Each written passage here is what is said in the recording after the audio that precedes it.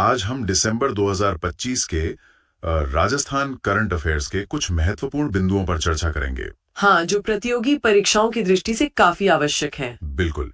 इसमें हम जयपुर में हुए हैकाथॉन से लेकर उदयपुर के शिल्प ग्राम उत्सव तक की जो भी प्रमुख घटनाएं हैं जी उनको कवर करेंगे। चलिए शुरू करते हैं। तो सबसे पहले बात करते हैं राष्ट्रीय हैकाथॉन शील्ड 1.0 की। इसका आयोजन हुआ था 29 और 30 दिसंबर 2025 को जयपुर में। हाँ, जयपुर के केंद्रीय जासूसी प्रशिक्षण संस्थान यानी CDTI में। ये एक 2 दिवसीय कार्यक्रम था। और इसका नाम शील्ड, इसका पूरा नाम याद रखना बहुत महत्वपूर्ण है। हाँ, SHIELD मतलब smart hackathon for intelligence enforcement law and defence. बिल्कुल। और इसका जो मुख्य उद्देश्य था वो था कि जो हमारी खुफिया और कानून प्रवर्तन एजेंसियां हैं जी, उनकी जो आजकल की समस्याएं हैं उनके लिए टेक्नोलॉजी पर आधारित समाधान ढूंढना। तो मतलब मुख्य बिंदु ये है कि राष्ट्रीय हैकाथॉन शील्ड 1.0 जयपुर में आयोजित हुआ। हाँ, और इसका उद्देश्य था सुरक्षा एजेंसियों के लिए तकनीकी समाधान खोजना। एकदम सही। अच्छा, अब अगले महत्वपूर्ण कार्यक्रम पर आते हैं। राष्ट्रीय स्वदेशी महोत्सव। हाँ, राष्ट्रीय स्वदेशी महोत्सव 2025।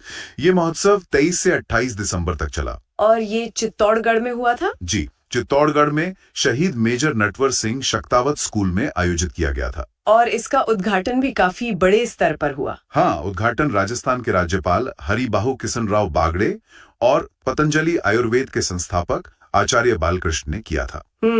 और आयोजक थे अखिल भारतीय स्वदेशी संघ। बिल्कुल। और इसमें कई राज्यों के कारीगरों ने भाग लिया था, जैसे उड़ीसा, तेलंगाना, उत्तर प्रदेश, बिहार, असम, मतलब देश के अलग अलग कोनों से लोग आए थे। हाँ, मध्य प्रदेश और त्रिपुरा भी थे। हाँ, तो महोत्सव में लोक कलाओं का प्रदर्शन तो था ही, लेकिन साथ में आयुर्वेद और पंचकर्म मेला भी एक विशेष आकर्षण था। सही। तो इसका जो मूल उद्देश्य था वो था स्थानीय अर्थव्यवस्था को मजबूत करना और स्वदेशी वस्तुओं के उपयोग को बढ़ावा देना। तो संक्षेप में कहें तो राष्ट्रीय स्वदेशी महोत्सव चित्तौड़गढ़ में हुआ।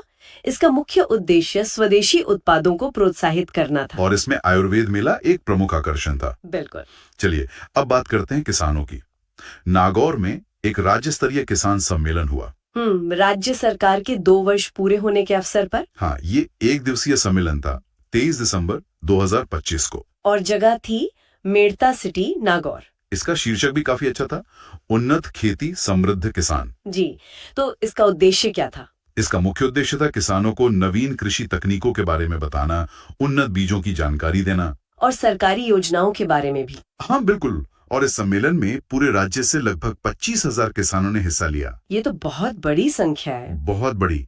और वहाँ कृषि, पशुपालन, डेयरी और मत्स्य पालन से संबंधित प्रदर्शनी भी लगाई गई थी। अच्छा, तो मतलब प्रैक्टिकल जानकारी भी दी गई। हाँ बिल्कुल।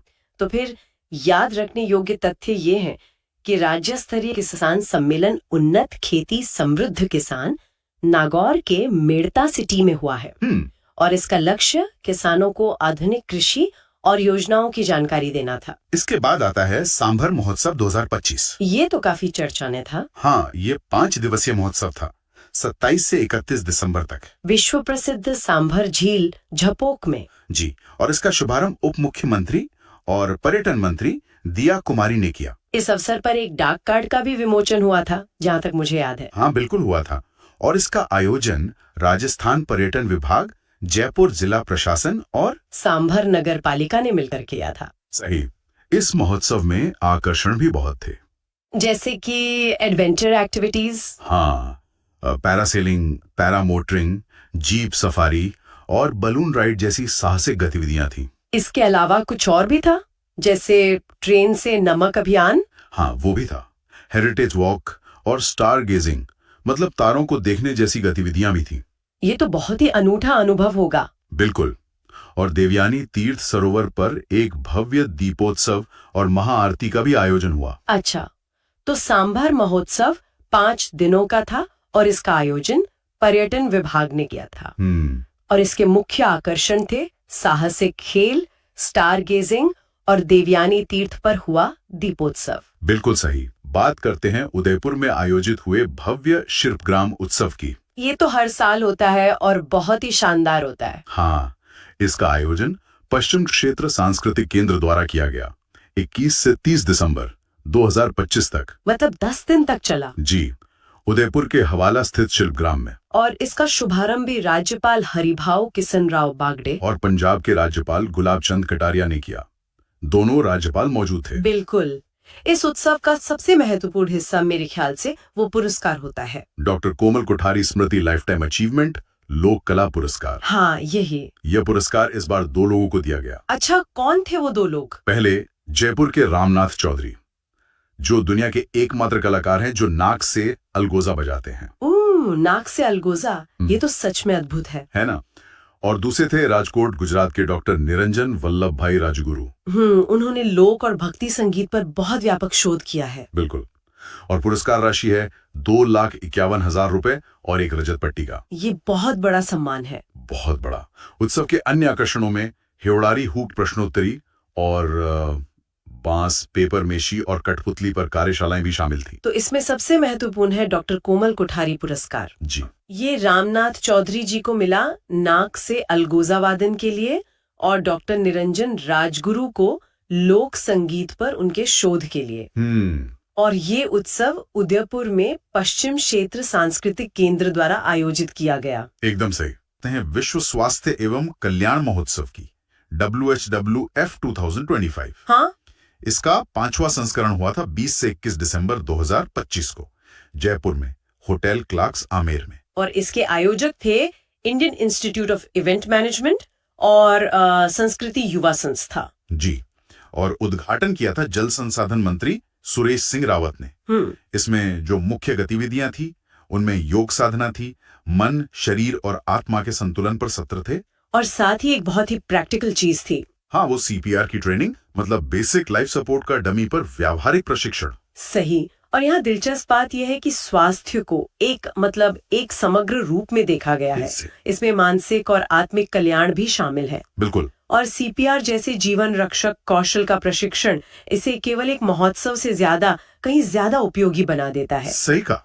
चलिए अब खेलों की तरफ बढ़ते हैं। अगला है वेस्ट जोन इंटर यूनिवर्सिटी महिला बास्केटबॉल। अच्छा। इसका आयोजन लक्ष्मीबाई राष्ट्रीय शारीरिक शिक्षा संस्थान ग्वालियर में हुआ था 23 से 27 दिसंबर 2025 के बीच। और इसमें राजस्थान का प्रदर्शन कैसा रहा? काफी अच्छा। राजस्थान यूनिवर्सिटी जयपुर की जो महिला टीम है उसने 3रा स्थान प्राप्त किया, जो एक महत्वपूर्ण उपलब्धि है। 3रा स्थान यानी कांस्य पदक। हाँ, और जो परिणाम रहा उसमें राजस्थान यूनिवर्सिटी ने एक बहुत ही कड़े मुकाबले में DAVV इंदौर को 64-61 के स्कोर से हराया। सिर्फ 3 पॉइंट से। जी। और इस चैंपियनशिप का स्तर काफी ऊंचा था क्योंकि इसमें देश भर के 95 विश्वविद्यालयों की टीमों ने हिस्सा लिया था। 95 टीमें, तो 95 टीमों की भागीदारी के बीच 3रा स्थान हासिल करना, ये तो विश्वविद्यालय स्तर पर खेल के प्रति बढ़ती गंभीरता और प्रतिभा को दिखाता है। ये बहुत बड़ी बात है। बिल्कुल। अब बात करते हैं स्क्वैश की। हाँ। 80वीं वेस्टर्न इंडिया स्क्वैश चैंपियनशिप। ठीक है। इसका आयोजन 17 से 21 दिसंबर 2025 तक मुंबई के क्रिकेट क्लब ऑफ इंडिया मतलब CCI में हुआ। और यहाँ राजस्थान ने क्या कमाल किया? यहाँ राजस्थान स्क्वैश एकेडमी के खिलाड़ियों ने कुल 5 पदक जीते। 5 पदक? हाँ, जिनमें 2 स्वर्ण, 1 रजत और 2 कांस्य पदक शामिल हैं। अच्छा, तो पदक विजेताओं के बारे में बताइए। स्वर्ण पदक किसने जीते? यहीं पर सबसे दिलचस्प बात है। हाँ। स्वर्ण पदक विजेता थे बॉयज अंडर 13 में धैर्य गोगिया।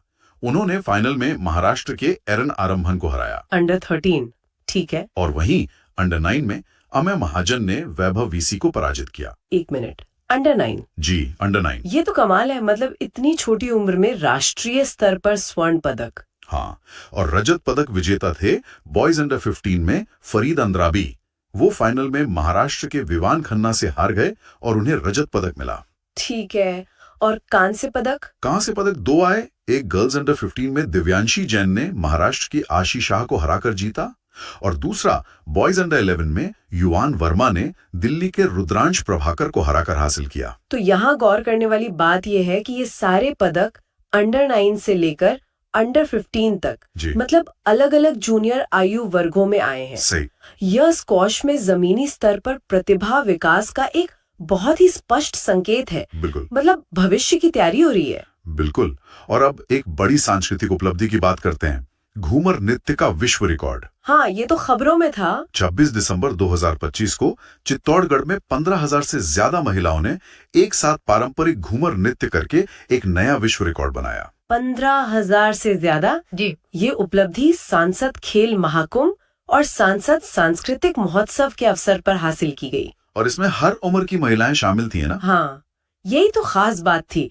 इस नृत्य में 5 वर्ष की बालिकाओं से लेकर 70 वर्ष की बुजुर्ग महिलाओं तक ने बड़े उत्साह से भाग लिया। क्या बात है। और वर्ल्ड रिकॉर्ड ऑफ इंडिया के जो सीईओ हैं पवन सोलंकी, उन्होंने इस रिकॉर्ड का आधिकारिक प्रमाण पत्र सांसद सीपी जोशी को सौंपा। तो ये एक ऑफिशियल वर्ल्ड रिकॉर्ड है? जी।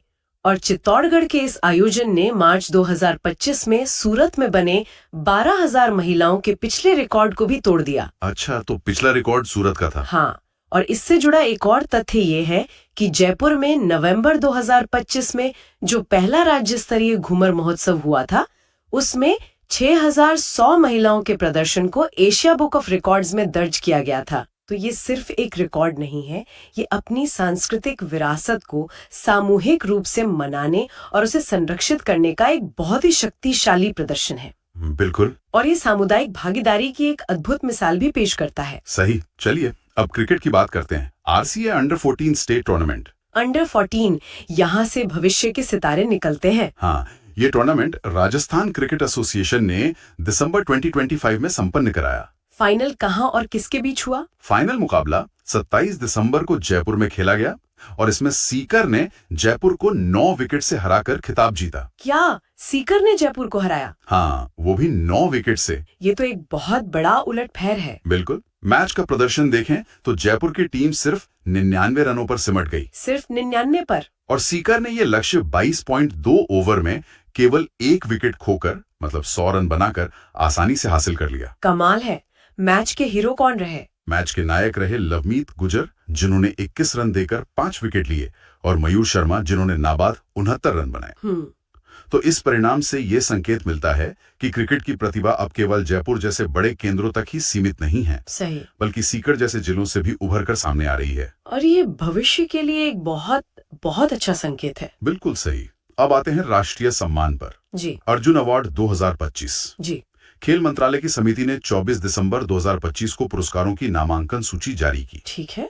देश का जो सर्वोच्च खेल सम्मान है, मेजर ध्यानचंद खेल रत्न, उसके लिए हॉकी खिलाड़ी हार्दिक सिंह को नामांकित किया गया। और अर्जुन पुरस्कार के लिए? अर्जुन पुरस्कार के लिए कुल 24 खिलाड़ियों में राजस्थान के 3 खिलाड़ी शामिल हैं। 3 खिलाड़ी? कौन कौन है? पहले हैं पद्मनाभ सिंह, जो जयपुर के पोलो खिलाड़ी हैं। पोलो? जी। पूर्व भारतीय कप्तान रहे हैं और उप मुख्यमंत्री दिया कुमारी के पुत्र हैं। अच्छा। दूसरी हैं निर्मला भाटी, ये कुचामन सिटी नागौर की हैं, और इनका खेल है खो खो। खो खो? वाह। वे विश्व विजेता खो खो टीम की सदस्य थी और टीम में वजीर की भूमिका निभाती थी। वजीर, जो टीम का सबसे अहम अटैकर होता है। जी। और तीसरे हैं रुद्रांश खंडेलवाल, जो भरतपुर के पैराशूटर हैं। पैराशूटर? उनके पास 25 से ज्यादा अंतर्राष्ट्रीय मेडल हैं, जिनमें चांगवोन वर्ल्ड कप 2025 में जीते गए 2 स्वर्ण पदक भी शामिल हैं। तो यहाँ खेलों की विविधता देखना बहुत आकर्षक है। पोलो, खो खो और पैराशूटिंग। हाँ, यह स्पष्ट करता है कि राजस्थान में प्रतिभा किसी एक खेल तक सीमित नहीं है, बल्कि विभिन्न क्षेत्रों में विकसित हो रही है। बिल्कुल। 37वीं फेडरेशन कप हैंडबॉल। हैंडबॉल? इसका आयोजन 6 से 10 दिसंबर 2025 को लखनऊ, उत्तर प्रदेश के केडी सिंह बाबू स्टेडियम में हुआ। और नतीजा क्या रहा? परिणाम ये रहा कि राजस्थान की पुरुष टीम इस चैंपियनशिप में रनर अप यानी उप विजेता रही। Runner up? ये भी बहुत बड़ी उपलब्धि है। जी। खिताबी मुकाबले में पंजाब ने राजस्थान को 32-23 के अंतर से हराया। पंजाब की टीम हमेशा से मजबूत रही है हैंडबॉल में। हाँ, लेकिन इससे पहले सेमीफाइनल में राजस्थान ने सीआरपीएफ को 32-24 से हराकर फाइनल में अपनी जगह बनाई थी। तो टीम ने काफी दम दिखाया। बिल्कुल। और उप विजेता रही इस राजस्थान टीम के कप्तान थे करण सिंह शेखावत। तो फाइनल में हार के बावजूद एक राष्ट्रीय स्तर की फेडरेशन कप प्रतियोगिता में उप विजेता बनना एक बहुत बड़ी उपलब्धि है, खासकर हैंडबॉल जैसे टीम गेम में। हाँ, ये राज्य में टीम खेलों की प्रगति को भी दर्शाता है। 7वीं जूनियर राज्य स्तरीय बॉल बैडमिंटन प्रतियोगिता। हाँ, ये बाड़मेर के आदर्श स्टेडियम में हुई थी 12 से 14 दिसंबर के बीच। और इसका आयोजन राजस्थान और बाड़मेर जिला बॉल बैडमिंटन संघ ने मिलकर किया था। जी, एक संयुक्त तत्वावधान था। तो नतीजों की बात करें तो बालक वर्ग में क्या रहा? बालकों के वर्ग में टोंक की टीम विजेता रही और करौली की टीम उप विजेता। अच्छा, और स्कोर था 45-30, 45-29, मतलब एक तरफा मुकाबला नहीं था। नहीं, काफी टक्कर का मुकाबला था। और बालिका वर्ग में? बालिकाओं में छूरू ने खिताब जीता और यहाँ पर भी टोंक की टीम फाइनल में थी, वो उप विजेता रही। अरे वाह, मतलब टोंक की टीम लड़कों और लड़कियों दोनों के फाइनल में पहुंची। हाँ, ये बहुत बड़ी बात है। और यहाँ का फाइनल स्कोर भी देखिए, 35-29, 32-35, 35-31, 3 सेट तक गया मुकाबला। बेहद रोमांचक। लेकिन इसमें एक और बात है, दोनों ही वर्गों में बालक और बालिका जयपुर की टीम तीसरे स्थान पर रही। जी, ये एक दिलचस्प पैटर्न है। आमतौर पर उम्मीद होती है कि राजधानी से चैंपियन निकलेंगे। सही बात है। अब आते हैं अगले विषय पर जो शहरी विकास से जुड़ा है, ट्रांजिट ओरिएंटेड डेवलपमेंट यानी टीओडी नीति। हाँ, ये एक बहुत ही जरूरी पॉलिसी है। राज्य मंत्रिमंडल ने इसे दिसंबर 2025 में मंजूरी दी। और इसका मकसद क्या है? ये शहरीकरण की चुनौतियों और ट्रैफिक से कैसे निपटेगी? देखिए, इसका मुख्य उद्देश्य है सार्वजनिक परिवहन केंद्रों के पास, मतलब जैसे मेट्रो या रेलवे स्टेशन, उनके पास ही ज्यादा विकास करना। अच्छा, मतलब कॉम्पैक्ट मिक्स्ड यूज वाले इलाके बनाना। बिल्कुल, जहाँ घर, ऑफिस, बाजार सब कुछ पास पास हो। और इसके लिए कोई तकनीकी मानक भी तय हुआ है? हाँ, ये नीति उन सिस्टम्स पर लागू होगी जहाँ पीक आवर्स में, मतलब जब सबसे ज्यादा भीड़ होती है, तब 1 घंटे में एक दिशा में 5000 या उससे ज्यादा यात्री सफर करते हों। 5000 यात्री, मतलब ये बड़े मास ट्रांजिट सिस्टम्स जैसे मेट्रो या आरआरटीएस पर ही फोकस करेगी। जी बिल्कुल। और इसमें टीओडी नोड और टीओडी जोन की भी बात है। ये क्या है? तो ये जो बड़े स्टेशन है उन्हें नोड कहा जाएगा और इनके आसपास का जो 800 मीटर का दायरा होगा, लगभग 10-12 मिनट की पैदल दूरी, हाँ बिल्कुल, उस दायरे को टीओडी जोन माना जाएगा और सारा विकास वहीं केंद्रित होगा। इसके फायदे तो साफ दिख रहे हैं। पर्यावरण के लिए अच्छा है क्योंकि लोग पैदल चलेंगे, साइकिल चलाएंगे। जी, गैर मोटर चालित परिवहन को बढ़ावा मिलेगा और सुविधा भी होगी। लंबी यात्राएं कम होंगी तो प्रदूषण और ट्रैफिक जाम दोनों में कमी आएंगी। और इससे बुनियादी ढांचे का भी विस्तार होगा और पब्लिक ट्रांसपोर्ट का इस्तेमाल भी बढ़ेगा। एक तरह से ये भविष्य के शहरों का ब्लूप्रिंट है। बिल्कुल। अब शहरों के इंफ्रास्ट्रक्चर से आगे बढ़कर उनकी अर्थव्यवस्था पर आते हैं। नवाचार दिवस स्टार्टअप्स कॉन्क्लेव। जी, ये 12 दिसंबर को जयपुर में हुआ था, राजस्थान इंटरनेशनल सेंटर में। और ये राज्य सरकार के 2 साल पूरे होने के मौके पर जो कार्यक्रम हुए, उसी श्रृंखला का एक हिस्सा था। हाँ, और इसका जो मुख्य आकर्षण था वो थी स्टार्टअप्स की प्रदर्शनी। मतलब प्रदेश के जो नए उद्यमी हैं, उन्होंने अपने इनोवेटिव प्रोडक्ट्स और सर्विसेज को वहां दिखाया। जी, और ये सिर्फ दिखाने के लिए नहीं था, इस कार्यक्रम में एक बहुत बड़ा कदम भी उठाया गया। फंडिंग की बात कर रहे हैं आप? हाँ, मुख्यमंत्री भजनलाल शर्मा के मुख्य आतिथ्य में 333 चुने हुए स्टार्टअप्स को 10.5 करोड़ रुपए की फंडिंग दी गई। 333 स्टार्टअप्स को लगभग 11 करोड़।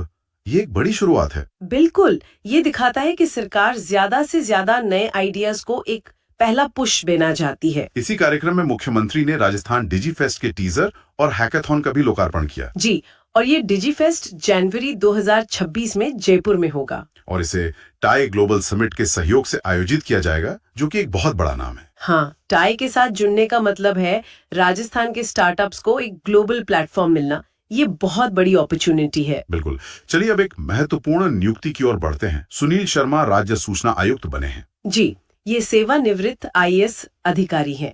राज्यपाल हरिभाऊ बागडे ने 8 दिसंबर 2025 को इनकी नियुक्ति की और उन्हें शपथ 10 दिसंबर को मुख्य सूचना आयुक्त मोहनलाल लाठर ने दिलाई। जी, उनके कार्यकाल की बात करें तो ये 3 साल या 65 वर्ष की आयु तक के लिए है। हाँ, जो भी पहले हो।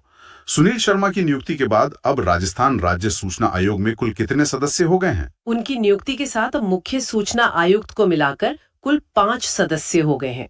आयोग अब अपनी पूरी क्षमता से काम कर सकेगा। अच्छा, तो मुख्य सूचना आयुक्त तो मोहनलाल लाठर हैं? जी, और अन्य सूचना आयुक्त हैं सुरेश चंद्र गुप्ता, महेंद्र कुमार पारेख और टीकाराम शर्मा और अब सुनील शर्मा। चलिए अब अंत में बात करते हैं एक बहुत ही शानदार पहल की, प्रथम प्रवासी राजस्थानी दिवस 2025।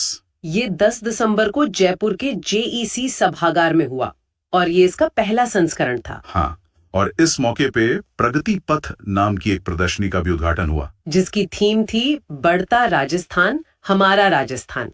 बहुत ही सोचा समझा नाम है। इसमें कुछ बड़ी घोषणाएं भी हुई, जैसे राजस्थान फाउंडेशन के 14 नए चैप्टर खोलने की बात। जी, जिनमें से 9 विदेश में और 5 देश के अलग अलग राज्यों में स्थापित किए जाएंगे। विदेश में कहाँ कहाँ? लिस्ट काफी लंबी है।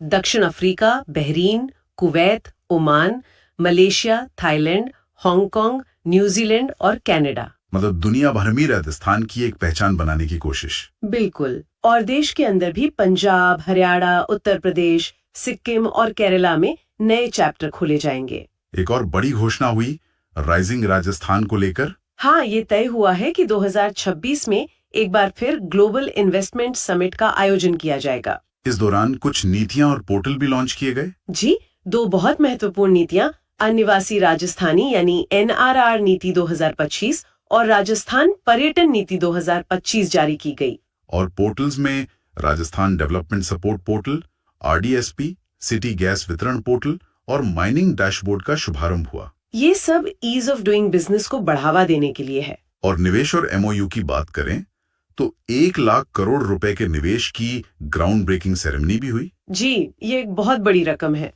इसमें सबसे बड़ी घोषणा शायद वेदांता ग्रुप की तरफ से आई।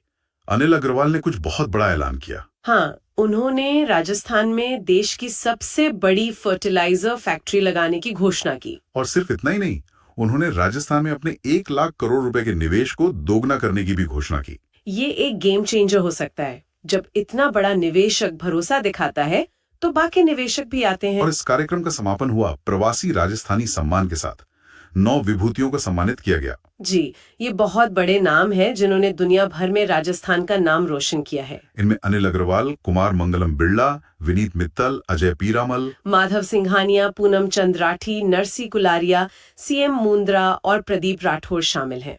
Wooden handicraft common facility centre से। अच्छा, ये सेंटर जोधपुर जिले में बनाया गया है और इसकी लागत है 1800 लाख रुपए। इसका उद्देश्य क्या है? ये एक अत्याधुनिक केंद्र है जिसे राजस्थान के प्रसिद्ध लकड़ी के हैंडीक्राफ्ट उद्योग को, खासकर फर्नीचर निर्माण को, एक मॉडर्न टेक्नोलॉजी देने के लिए बनाया गया है। मतलब इससे उत्पादन क्षमता बढ़ेगी और ग्लोबल मार्केट में कंपटीशन में भी मदद मिलेगी। हाँ, और इस परियोजना को भारत सरकार और राजस्थान सरकार ने मिलकर विकसित किया है। तो इसका सबसे बड़ा फायदा तो शायद उन कारीगरों और उद्यमियों को मिलेगा जिनके पास मतलब खुद से इतना भारी निवेश करने की क्षमता नहीं होती। बिल्कुल, वो यहाँ आकर इन अत्याधुनिक संसाधनों का उपयोग कर सकते हैं। देखिए, यहाँ दिलचस्प बात यह है कि इस तरह के केंद्र जो हैं, वो पारंपरिक कला को सिर्फ बचाते नहीं हैं, बल्कि उसे आधुनिक बाजार में आर्थिक रूप से सफल बनाने में भी एक बहुत महत्वपूर्ण भूमिका निभाते हैं। सही बात है। चलिए अब अगले बिंदु पर आते हैं। ये राजस्थान पुलिस अकेडमी यानी RPA के बारे में है, जिसे एक बड़ी उपलब्धि मिली है। जी, केंद्र सरकार के क्षमता विकास आयोग ने राजस्थान पुलिस अकेडमी को उत्कृष्ट संस्थान का दर्जा दिया है। और ये एक बहुत बड़े गौरव की बात है, क्योंकि RPA ये प्रतिष्ठित दर्जा पाने वाली देश की पहली राज्य पुलिस अकेडमी बन गई है। पहली? जी, पहली। अब ये देश के टॉप 5 श्रेष्ठ प्रशिक्षण संस्थानों में शामिल है। वाह, तो इस दर्जे के लिए आयोग ने कुछ परीक्षण भी किया होगा। हाँ, बिल्कुल। 9-10 दिसंबर 2025 को अकादमी का परीक्षण हुआ था और ये कोई आसान टेस्ट नहीं था। ये परीक्षण 8 स्तंभों और 43, आप सोचिए, 43 कठिन मानकों पर आधारित था। अच्छा। और ये भी ध्यान देने वाली बात है कि RPA को पहले भी 3 बार देश की श्रेष्ठ पुलिस अकादमी घोषित किया जा चुका है। तो ये एक लगातार अच्छा प्रदर्शन रहा है। जी, और अगर हम इसे बड़े परिप्रेक्ष्य में देखें तो किसी पुलिस अकादमी का लगातार इतना उत्कृष्ट प्रदर्शन करना, ये उस राज्य में पुलिसिंग की गुणवत्ता और उनके ट्रेनिंग के जो उच्च मानक हैं उनको दिखाता है। बिल्कुल। अब बात करते हैं 2 प्रमुख पेयजल परियोजनाओं की जिन्हें हाल ही में मंजूरी मिली है। पानी का मुद्दा तो राजस्थान के लिए हमेशा से अहम रहा है। हाँ, तो राज्य सरकार ने जल जीवन मिशन के तहत इन 2 परियोजनाओं को स्वीकृति दी है और इनके जो वर्क ऑर्डर हैं वो दिसंबर 2025 में जारी किए गए हैं। और ये परियोजनाएं कौन सी हैं? स्वीकृत योजनाएं हैं नोनेरा वृहत पेयजल परियोजना और परवन अकावद पेयजल परियोजना। अच्छा, और इन पर खर्च कितना आएगा? इन पर कुल मिलाकर 5184 करोड़ रुपए खर्च होंगे। इसमें से नोनेरा वृहत पेयजल परियोजना की लागत 1661.14 करोड़ है। और परवन अकावद वाली के? उसकी लागत है 3523.16 करोड़। ये तो बहुत बड़ी रकम है। जी, और इनसे लाभ किसे होगा ये भी देख लेते हैं। नोनेरा परियोजना से कोटा और बूंदी जिले के 749 गांवों और 6 कस्बों के लगभग 1.13 लाख परिवारों को हर घर जल मिलेगा। और परवन अकावत परियोजना? उससे 12 कोटा और झालावाड़ के कुल 1402 गांव और 276 ढानियों को लाभ पहुंचेगा। बहुत व्यापक कवरेज है। हाँ, और इन दोनों परियोजनाओं को अगस्त 2027 तक पूरा करने का लक्ष्य रखा गया है। तो समय सीमा भी तय है। बिल्कुल। हमारा अगला विषय गंगा नहर से जुड़ा है। गंगा नहर, ये तो इस क्षेत्र की जीवन रेखा है। हाँ, और इसके निर्माण के 100 साल पूरे होने पर एक राज्य स्तरीय समारोहों का आयोजन किया जा रहा है। ये पहल केंद्रीय कानून मंत्री अर्जुन राम मेघवाल की है। अच्छा, 100 साल का जश्न। लेकिन ये उत्सव काफी लंबा चलेगा। मतलब ये 5 दिसंबर 2025 से शुरू होकर 26 अक्टूबर 2027 तक चलेगा। 2 साल से भी ज्यादा। हाँ, इसका शुभारंभ 5 दिसंबर 2025 को फिरोजपुर पंजाब से हुआ और राजस्थान में इसका आगाज श्री गंगानगर के साधुवाली से किया गया। और समापन होगा 26 अक्टूबर 2027 को शिवपुर हेड श्री गंगानगर में। और इस अवसर पर एक बड़ी घोषणा भी हुई है। मुख्यमंत्री भजनलाल शर्मा ने गंगा नहर के पुनरुद्धार के लिए 1717 करोड़ के विकास कार्यों की सौगात दी है। देखिए, ये जानना बहुत महत्वपूर्ण है कि गंगा नहर इस क्षेत्र के लिए सिर्फ ऐतिहासिक नहीं है, ये कृषि की दृष्टि से आज भी जीवन रेखा है। तो 100 वर्ष का ये उत्सव केवल एक समारोह नहीं है, बल्कि कह सकते हैं कि इस क्षेत्र के विकास में नहर के योगदान को एक सम्मान देना है। सही बात है। अब कुछ महत्वपूर्ण नियुक्तियों पर आते हैं। जोधपुर हाईकोर्ट ने रिटायर्ड जस्टिस अजय रस्तोगी को राजस्थान क्रिकेट एसोसिएशन यानी आरसीए का लोकपाल नियुक्त किया है। अच्छा, लोकपाल। उनका कार्यकाल कितना होगा? उनका कार्यकाल 1 वर्ष का होगा। उच्च न्यायालय ने ये निर्णय 3 दिसंबर 2025 को श्री गंगानगर जिला क्रिकेट संघ बनाम आरसीए की एक याचिका पर सुनाया। तो ये एक न्यायिक प्रक्रिया के तहत हुई नियुक्ति है। जी। एक और नियुक्ति है। भारत सरकार ने भारतीय प्रेस परिषद का पुनर्गठन किया है जी, जिसमें राजस्थान के वरिष्ठ पत्रकार बीएम शर्मा को प्रेस काउंसिल ऑफ इंडिया यानी पीसीआई का सदस्य मनोनीत किया गया है। इनका कार्यकाल 3 वर्ष का होगा। 3 वर्ष का। और मुझे लगता है कि ये पहली बार सदस्य नहीं बने हैं। आप बिल्कुल सही है। ये तीसरी बार है जब बीएम शर्मा को प्रेस परिषद का सदस्य बनाया गया है। मतलब उनके अनुभव को काफी महत्व दिया जा रहा है। हाँ, ऐसा लगता है। ये भी राजस्थान पुलिस अकेडमी से ही जुड़ा है। अच्छा, आरपीए से ही? जी। महिला कांस्टेबलों के 98 और 99 बैच का दीक्षांत परेड समारोह 8 दिसंबर 2025 को आरपीए में आयोजित किया गया। ये एक ऑल वुमेन दीक्षांत परेड थी, है ना? बिल्कुल।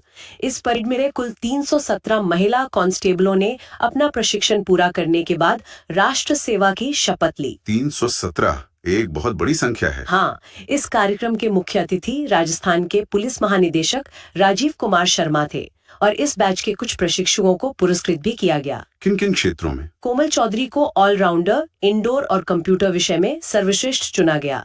खुशी कुमारी ड्रिल और आउटडोर में सर्वश्रेष्ठ रहीं। और फायरिंग में? और रोमिका शर्मा फायरिंग में सर्वश्रेष्ठ रहीं। बहुत बढ़िया। खेलो इंडिया यूनिवर्सिटी गेम्स 2025। हाँ, ये एक बहुत बड़ा आयोजन था। राजस्थान ने इसकी मेजबानी की और ये गेम्स राजस्थान के 7 शहरों में हुए। 7 शहरों में? जी। जयपुर, अजमेर, उदयपुर, जोधपुर, बीकानेर, कोटा और भरतपुर। मतलब पूरे राज्य में एक तरह से खेल का माहौल था। और ये कब से कब तक चले? ये 24 नवंबर से शुरू होकर 5 दिसंबर 2025 तक चले थे। अच्छा, तो अब सबसे जरूरी सवाल जी, विजेता कौन रहा? मतलब मेडल टैली में टॉप पर कौन सी यूनिवर्सिटी थी? इसमें टॉप पर रही चंडीगढ़ यूनिवर्सिटी।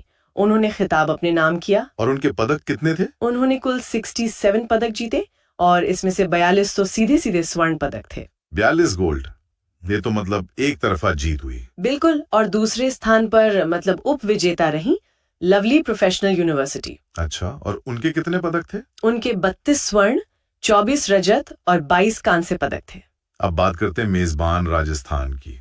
वहां की यूनिवर्सिटीज का प्रदर्शन कैसा रहा? देखिए, राजस्थान की तरफ से जो टॉप पर रही उनमें महाराजा गंगा सिंह यूनिवर्सिटी 25वें स्थान पर थी।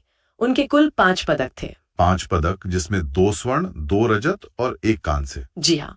उनके बाद केएन मोदी यूनिवर्सिटी 30वें स्थान पर आई।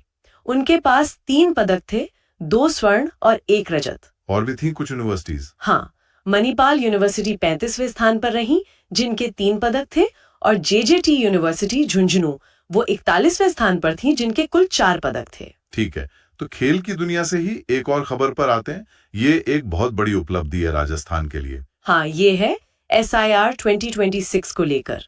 राजस्थान इसमें 100% डिजिटाइजेशन करने वाला पहला राज्य बन गया है। SIR 2026। ये क्या है? इसका पूरा नाम है स्पेशल इंटेंसिव रिवीजन 2026। अच्छा, विशेष गहन पुनरीक्षण 2026। जी, यूं समझिए कि ये राज्य की जो वोटर लिस्ट होती है, मतदाता सूची, उसको 100% डिजिटल करने का कार्यक्रम है। और ये काम पूरा करने वाला राजस्थान देश का पहला राज्य है। बिल्कुल, ये याद रखना बहुत जरूरी है, देश का पहला राज्य। शानदार। अच्छा, खेल पर वापस लौटते हैं।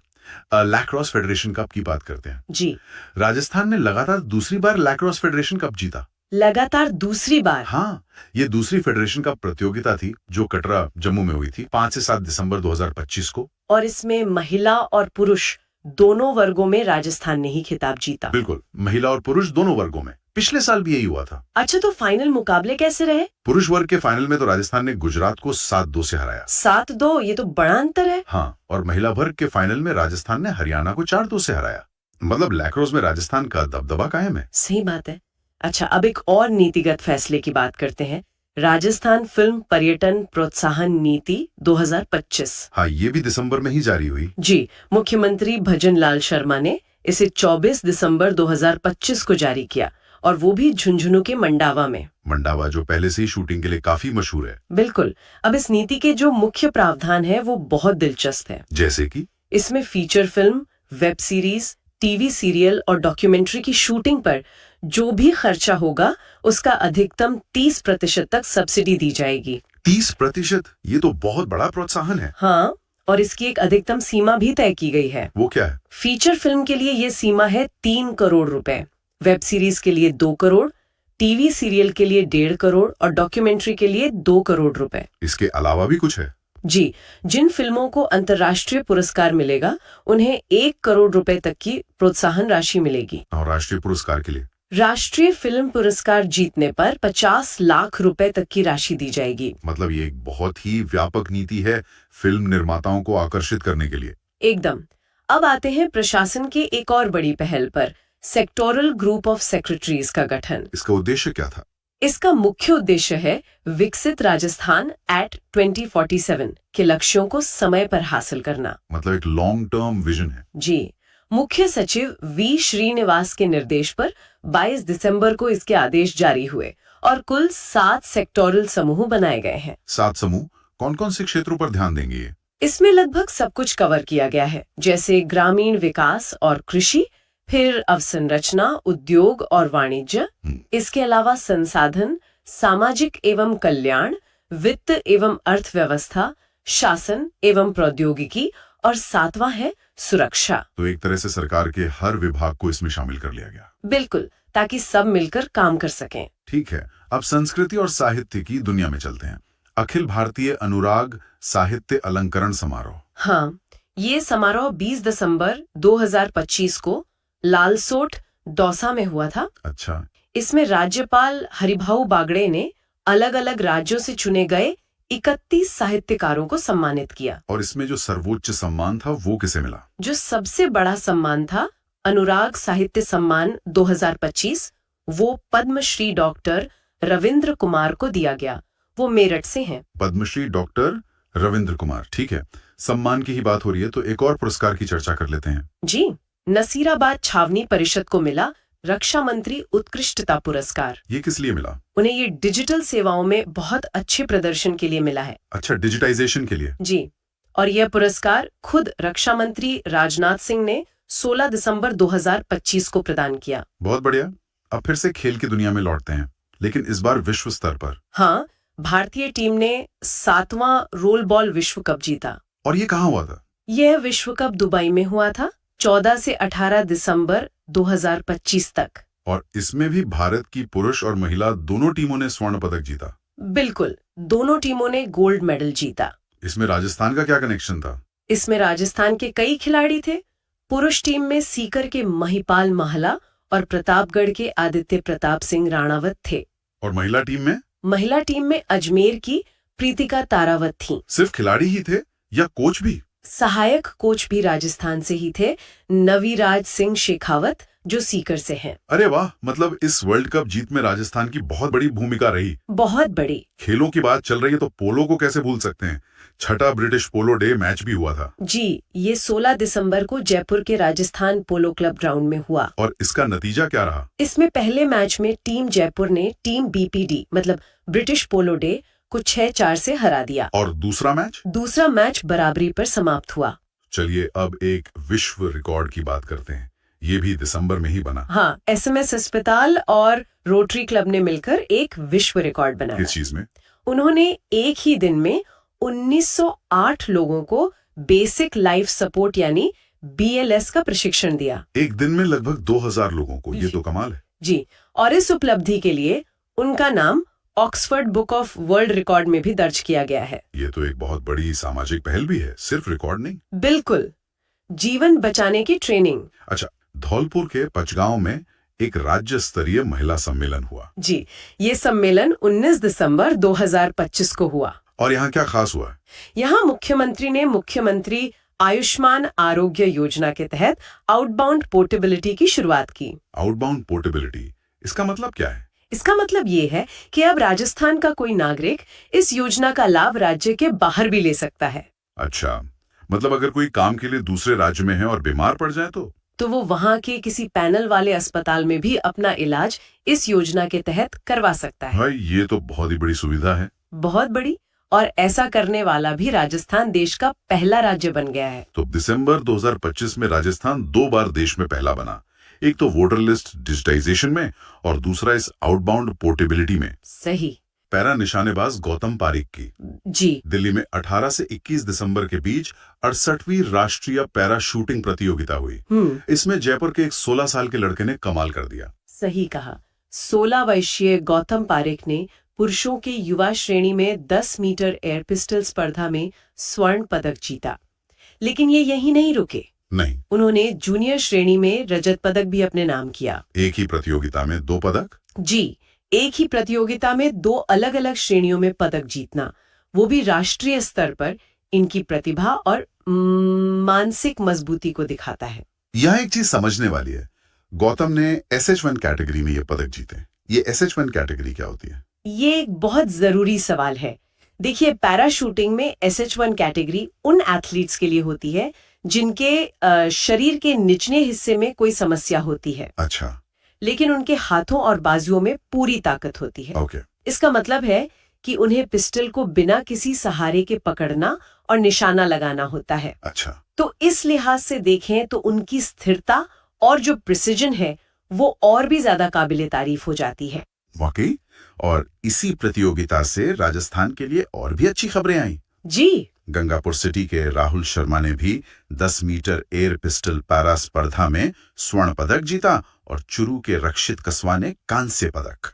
मतलब एक ही नेशनल इवेंट से राजस्थान की झोली में 2 गोल्ड, 1 सिल्वर और 1 ब्रॉन्ज मेडल आए। ये राजस्थान में शूटिंग के बढ़ते दबदबे का संकेत है। बिल्कुल है, और ये सिर्फ पैरा शूटिंग तक ही सीमित नहीं था।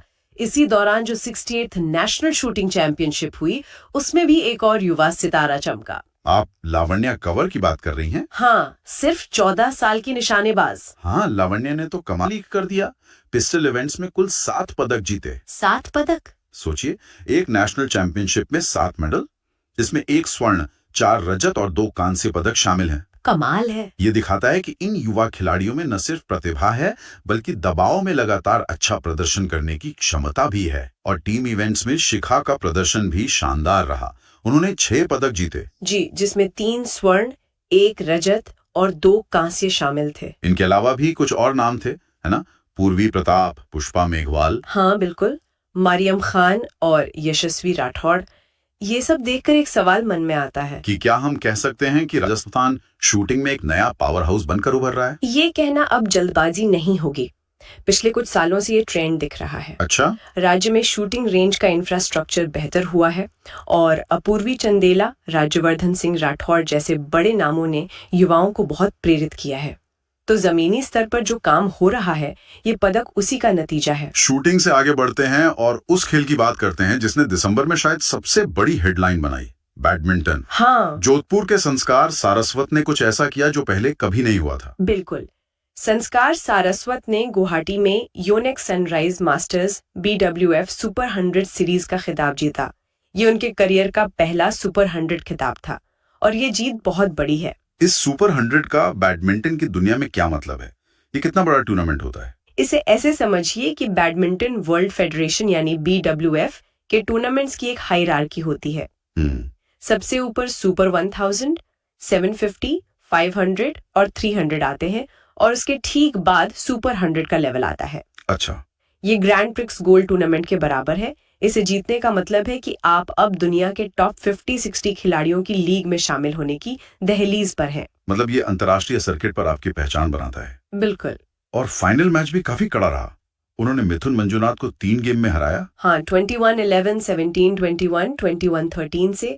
ये स्कोर दिखाता है कि पहला गेम आसानी से जीतने के बाद जब दोस्तों ने वापसी की तो संस्कार ने हिम्मत नहीं हारी और निर्णायक गेम में अपना सेरा खेल दिखाया। सही। लेकिन इस जीत की सबसे बड़ी बात यह है कि संस्कार BWF सुपर 100 स्तर पर चैंपियन बनने वाले राजस्थान के पहले खिलाड़ी बन गए। पहले खिलाड़ी? जी, ये राज्य के बैडमिंटन इतिहास में एक मील का पत्थर है। एक ऐतिहासिक जीत। रैकेट स्पोर्ट्स की बात चल रही है तो टेनिस में भी एक युवा खिलाड़ी ने अपना दबदबा दिखाया, आराध्या मिश्रा। हाँ, जयपुर की आराध्या मिश्रा ने AITA अंडर 10 नेशनल चैंपियन का खिताब जीता। AITA यानी ऑल इंडिया टेनिस एसोसिएशन? जी, जो भारत में टेनिस की गवर्निंग बॉडी है। इसका नेशनल चैंपियन बनना अपने आप में एक बहुत बड़ी उपलब्धि है, खासकर 10 साल की उम्र में। और जैसा कि हमारे पास जानकारी है, ये इस साल का उनका तीसरा AITA अंडर 10 खिताब था। तीसरा? ये तो जबरदस्त निरंतरता है। यही बात उन्हें खास बनाती है। एक खिताब जीतना आपकी प्रतिभा दिखाता है, लेकिन एक ही साल में 3 नेशनल खिताब जीतना आपकी मेहनत, अनुशासन और कभी न हारने वाले जज्बे को दर्शाता है। बिल्कुल। व्यक्तिगत खेलों में तो राजस्थान का दबदबा दिखा, लेकिन टीम गेम्स का क्या? टीम गेम्स में भी अच्छी खबर आई बास्केटबॉल से। मध्य प्रदेश के जबलपुर में 69वां नेशनल स्कूल गेम्स कंपटीशन हुआ। इसे school games federation of India यानी SGFI आयोजित करता है, जो देश में स्कूली स्तर पर सबसे बड़ा खेल इवेंट है। और इसमें राजस्थान की टीम ने कांस्य पदक जीता। जी, कांस्य पदक। ये भी एक अहम उपलब्धि है, क्योंकि टीम गेम में जीतना दिखाता है कि सिर्फ व्यक्तिगत प्रतिभा ही नहीं, बल्कि टीम के तौर पर खेलने और रणनीति बनाने की क्षमता भी विकसित हो रही है। आपने बिल्कुल सही पकड़ा। संस्कार, लावण्या, आराध्या जैसे खिलाड़ी व्यक्तिगत प्रतिभा के शानदार उदाहरण हैं। तो वहीं बास्केटबॉल टीम की जीत ये उम्मीद जगाती है कि राज्य में एक मजबूत खेल संस्कृति तैयार हो रही है। तो ये तो हुई खेल के मैदान की बात। अब मैदान से हटकर प्रशासन और अकादमिक जगत की ओर रुख करते हैं। दिसंबर में एक महत्वपूर्ण नियुक्ति हुई। जी, स्वामी केशवानंद राजस्थान कृषि विश्वविद्यालय, जिसे SKRUB कहते हैं, को अपना नया कुलगुरु मिला। अच्छा। राज्यपाल हरिभाऊ बागड़े ने डॉक्टर राजेंद्र बाबू दुबे को इस पद पर नियुक्त किया है। SKRU बीकानेर में स्थित है और राजस्थान जैसे कृषि प्रधान राज्य के लिए इस विश्वविद्यालय की भूमिका बहुत अहम हो जाती है। निश्चित रूप से ये यूनिवर्सिटी राज्य में कृषि शिक्षा, अनुसंधान और नई तकनीकों को किसानों तक पहुंचाने में एक नोडल एजेंसी की तरह काम करती है। तो एक अनुभवी अकादमिक लीडर का यहाँ होना बहुत जरूरी है। डॉक्टर दुबे का कार्यकाल 3 साल का होगा या फिर उनके 70 साल की उम्र तक, जो भी पहले हो। अकादमिक जगत से अब सीधे राज्य सरकार के कार्यक्रमों पर आते हैं। निश्चित। दिसंबर में सरकार ने अपने 2 साल पूरे किए और इस मौके पर एक 15 दिवसीय कार्यक्रम का आयोजन किया गया। हाँ, 11 से 25 दिसंबर तक चले इस कार्यक्रम को नाम दिया गया था नूतन उत्थान, नई पहचान। और इसकी थीम थी बढ़ता राजस्थान, हमारा राजस्थान। जी, ये सिर्फ एक जश्न नहीं था, बल्कि इस दौरान कई नई नीतियों और कार्यक्रमों की शुरुआत भी की गई। जैसे कि 15 दिसंबर को राज्य स्तरीय आरोग्य शिविर का आयोजन हुआ और वहीं पर हील इन राजस्थान पॉलिसी 2025 का विमोचन किया गया। ये हील इन राजस्थान पॉलिसी क्या है? इसका मकसद क्या है? ये एक बहुत ही दिलचस्प और दूरदर्शी कॉन्सेप्ट है। इसका मकसद राजस्थान को सिर्फ पर्यटन के लिए ही नहीं, बल्कि मेडिकल ट्रीटमेंट के लिए भी एक ग्लोबल हब बनाना है। अच्छा, मेडिकल टूरिज्म? बिल्कुल।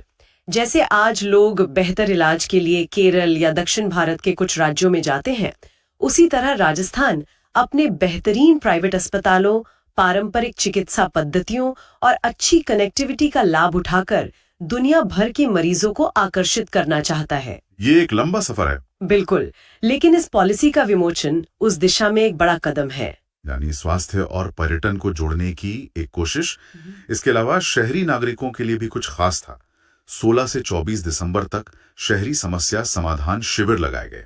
हाँ, इनका उद्देश्य था कि छोटे मोटे कामों के लिए जैसे पट्टा नामांतरण या साफ सफाई से जुड़ी शिकायतों के लिए लोगों को दफ्तरों के चक्कर न काटने पड़े। मौके पर ही समाधान। जी, शिविर लगाकर मौके पर ही समस्याओं का समाधान किया जाए। ये गुड गवर्नेंस को जमीनी स्तर पर ले जाने की एक कोशिश थी। साथ ही 14 दिसंबर को पूरे प्रदेश में स्वच्छता जागरूकता और श्रमदान के कार्यक्रम भी हुए। तो सरकार ने अपने 2 साल के काम को जनता के बीच ले जाने की कोशिश की। अब सरकार के काम से हटकर उस सम्मान की बात करते हैं जो राज्य के एक बड़े संस्थान को मिला। ये स्वास्थ्य क्षेत्र से जुड़ी एक और बड़ी उपलब्धि है।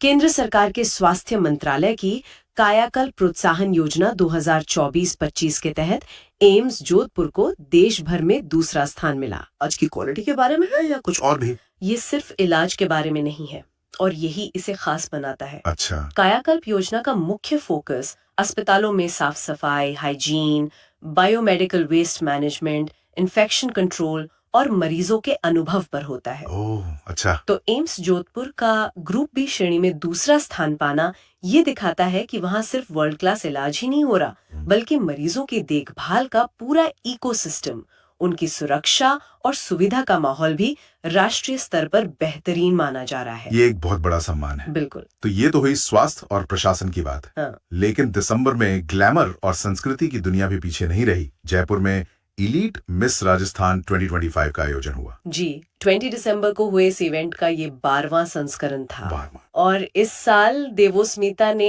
इलीट मिस राजस्थान 2025 का खिताब अपने नाम किया। 12वां संस्करण होना ये बताता है कि ये प्रतियोगिता अब राजस्थान के फैशन और ग्लैमर सर्किट में अपनी एक खास जगह बना चुकी है। बिल्कुल। अब ये सिर्फ एक ब्यूटी पेजेंट नहीं रहा, बल्कि ये युवा लड़कियों के लिए मॉडलिंग और एंटरटेनमेंट इंडस्ट्री में कदम रखने का एक बड़ा प्लेटफॉर्म बन गया है। सही है। हर साल हजारों लड़कियां इसमें हिस्सा लेने आती हैं, जो दिखाता है कि छोटे शहरों में भी युवाओं की आकांक्षाएं कितनी बड़ी हैं। और ग्लैमर के साथ साथ कला और संस्कृति की भी धूम रही।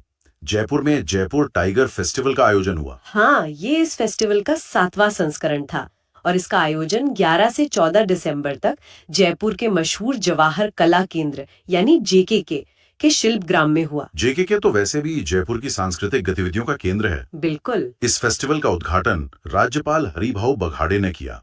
पर इसका नाम टाइगर फेस्टिवल क्यों है? क्या ये सिर्फ बाघों के बारे में? इसका फोकस बाघ संरक्षण पर जरूर है, लेकिन ये उससे कहीं ज्यादा है। अच्छा। इसका आयोजन Rajasthan heritage art and cultural foundation और जेकेके मिलकर करते हैं। इसका मकसद वाइल्ड लाइफ, खासकर टाइगर कंजर्वेशन के संदेश को कला और संस्कृति के माध्यम से लोगों तक, खासकर बच्चों और युवाओं तक पहुंचाना है। एक बहुत ही रचनात्मक तरीका है जागरूकता फैलाने का। इस फेस्टिवल का एक बड़ा आकर्षण इसकी वाइल्ड लाइफ फोटोग्राफी प्रतियोगिता भी होती है। हाँ, और इस बार विजेताओं को देखें तो पता चलता है कि इस फेस्टिवल की पहुंच कितनी बढ़ गई है। पहला पुरस्कार महाराष्ट्र के नाजिश अली सैयद को मिला, दूसरा हैदराबाद के जितेंद्र गोविंदानी को और तीसरा स्थान संयुक्त रूप से जयपुर की तृप्ति पांडे और दिल्ली की आस्था सिंह को दिया गया। मतलब देश के अलग अलग कोनों से फोटोग्राफर इसमें हिस्सा ले रहे हैं। बिल्कुल। फोटोग्राफी के अलावा और क्या क्या हुआ इस फेस्टिवल में? ये एक पूरा कल्चरल मेला था। इसमें स्केच प्रदर्शनी, virtual show, story telling session, Panchatantra की कहानियों का नाट्य रूपांतरण, अच्छा, साहित्यिक चर्चाएं और कई सांस्कृतिक प्रस्तुतियां शामिल थीं। ये एक ऐसा माहौल था जहां कला, साहित्य और प्रकृति संरक्षण सब एक साथ आकर एक सुंदर संवाद रच रहे थे। जयपुर में एक इंटरनेशनल हेल्थ साइकोलॉजी कॉन्फ्रेंस हुई। ये इसका 10वां संस्करण था, जो 11 से 13 दिसंबर 2025 तक राजस्थान इंटरनेशनल सेंटर में हुआ। इसका विषय था जीवन काल में स्वास्थ्य मनोविज्ञान। ये सुनने में थोड़ा भारी भरकम लगता है, इसका असल में मतलब क्या है? मतलब बहुत गहरा है इसका। देखिए, अब तक स्वास्थ्य का मतलब क्या होता था? बीमारी का इलाज। आप बीमार हुए, अस्पताल गए और ठीक हो गए। लेकिन ये कॉन्फ्रेंस इस सोच से बहुत आगे की बात करती है। ये कहती है कि स्वास्थ्य सिर्फ शरीर का नहीं, मन का भी होता है। और और ये सिर्फ बीमार होने पर नहीं, बल्कि पूरे जीवन भर, मतलब जन्म से लेकर बुढ़ापे तक, इस पर ध्यान देना जरूरी है। अच्छा, तो मतलब ये सिर्फ डॉक्टर और अस्पतालों के बारे में नहीं है? बिल्कुल नहीं। ये इस बारे में है कि हम अपने समाज में, अपनी बस्तियों में एक ऐसा माहौल कैसे बनाएं कि लोग मानसिक रूप से स्वस्थ रहें। जैसे, क्या हम स्कूलों में बच्चों को तनाव से निपटना सिखा सकते हैं, या दफ्तरों में काम के दबाव को बेहतर तरीके से मैनेज कर सकते हैं? क्या हमारे बुजुर्ग अकेलापन महसूस न करें, इसके लिए समुदाय कुछ कर सकता है? ये कॉन्फ्रेंस इन्हीं सब रणनीतियों पर चर्चा के लिए थी। इसे Indian academy of health psychology और राजस्थान यूनिवर्सिटी ने मिलकर आयोजित किया था। ये सोच में एक बहुत बड़ा बदलाव है, मतलब इलाज से बचाव और बेहतरी की तरफ। और सेहत से जुड़ी इसी नई सोच का एक ठोस उदाहरण हमें एक दूसरे सोर्स में भी मिलता है, अपूर्वा ऐप। ये एक स्मार्टफोन ऐप है जो कैंसर के मरीजों की रियल टाइम मॉनिटरिंग के लिए बनाया गया है। हाँ, और इसे जयपुर के भगवान महावीर कैंसर अस्पताल की डॉक्टर अपूर्वा टाक ने बनाया है। ये इस बात का एक बेहतरीन उदाहरण है कि हमारे डॉक्टर अब सिर्फ मरीज नहीं देख रहे हैं, बल्कि उनकी समस्याओं के लिए तकनीकी समाधान भी बना रहे हैं। और ये ऐप कोई साधारण हेल्थ ट्रैकर नहीं है। तो ये काम कैसे करता है, मतलब एक मरीज के लिए इसके क्या मायने हैं? आप सोचिए, एक कैंसर मरीज है जिसकी कीमोथेरेपी चल रही है। उसे घर पे कई तरह के साइड इफेक्ट्स होते हैं, कभी दर्द, कभी उल्टी, कभी बहुत ज्यादा थकावट। आमतौर पर उसे अगली अपॉइंटमेंट तक इंतजार करना पड़ता है, या फिर इमरजेंसी में अस्पताल भागना पड़ता है। सही बात है। यह आप उस इंतजार को खत्म कर देता है। मरीज रोजाना अपने लक्षण, जैसे दर्द का स्तर 1 से 10 के बीच कितना है, या किसी दवा का क्या असर हो रहा है, वो सब इस ऐप में दर्ज करता है। और ये डेटा सीधे डॉक्टर के डैशबोर्ड पर असल समय में पहुंचता है। मतलब डॉक्टर दूर बैठकर भी मरीज की हालत पर नजर रख सकता है? ठीक यही। अगर किसी मरीज का दर्द का स्तर अचानक बढ़ जाता है या कोई और खतरनाक लक्षण दिखता है, तो सिस्टम डॉक्टर को एक अलर्ट भेज देता है।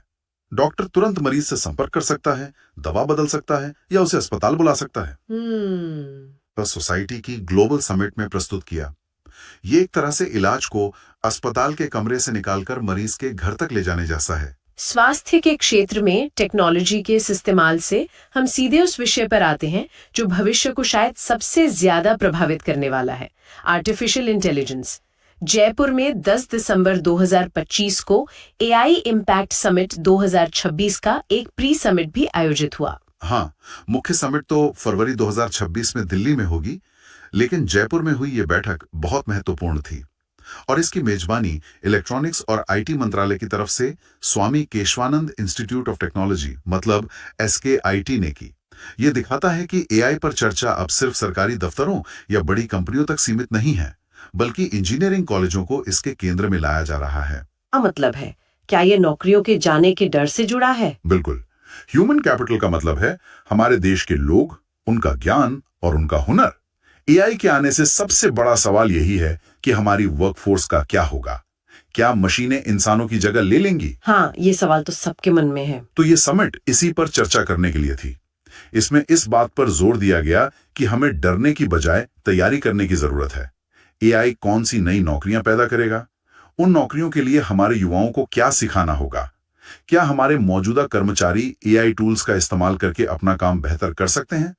तो ह्यूमन कैपिटल पर फोकस का मतलब है एआई को एक खतरे की तरह नहीं, बल्कि एक ऐसे टूल की तरह देखना जो इंसानी क्षमताओं को और बढ़ा सकता है, बशर्त यह है कि हम सही ट्रेनिंग और शिक्षा दें। तो एक तरफ जहां भविष्य के एआई पर बात हो रही थी, वहीं दूसरी ओर हमारी रोजमर्रा की एक बहुत बड़ी जरूरत, यानी सड़क सुरक्षा, उस पर भी जमीनी काम हो रहा था। जयपुर में 8 से 23 दिसंबर तक एक रोड सेफ्टी ऑडिट सर्टिफिकेशन कार्यक्रम चला। और ये कोई छोटा मोटा वर्कशॉप नहीं था। अच्छा। नहीं, ये पूरे 15 दिन का एक गहन प्रशिक्षण कार्यक्रम था जिसे भारतीय राजमार्ग अभियंता अकेडमी ने आयोजित किया।